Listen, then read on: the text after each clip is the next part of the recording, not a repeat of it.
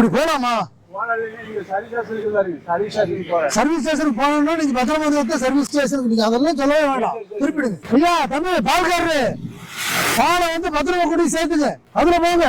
பாலை கொண்டு போய் வீட்டுல ஊத்துங்க. சாலைகள் இருக்கிறவங்களுக்கு ஊத்திட வேண்டாம். போங்க. எப்பதான் திருத்த போறீங்க? வீட்டுல இருந்து கொஞ்சம் முன்னாடி கிளம்பி வாங்க. சாலைகள்ல வேகமா வந்து அடிச்சிடறாங்க. சீட் பெல்ட் போட்டுக்குங்க. கிளிப்ப மாட்டிக்குங்க. இப்படி எதுக்காக போறீங்க?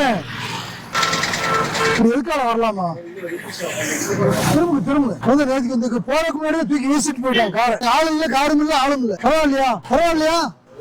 திரும்பி வீட்டில் அடிச்சிருங்க. எப்பவுமே வராதிங்க, எங்கேயுமே போகாதீங்க. எதுக்காக போகாதீங்க. ஒரு வழி பாதையிலையும் எதுக்காலையும் போகாதீங்க. ஏன் நடந்தாலும் இழப்பீடு ஆயிடுச்சுன்னா காப்பீடு அடிக்காது. கேரளா இருந்து வந்திருக்கீங்க, எச்சரிக்கையா இருங்க. என்ன வேகத்துல போயிட்டு இருக்காங்க பாருங்க. இந்த இடத்துல எந்த வேகத்துல போயிட்டு இருக்காங்க, அவசர வேகத்துல அப்படியே நின்று திரும்பி வரப்ப தூக்கி வீசினாங்கன்னா நம்ம இருக்க மாட்டோம். பக்கத்துலதான் தூரத்துலதான் எதுவா வேணும் இருக்கட்டும், சரியான வழிகள்ல போங்க.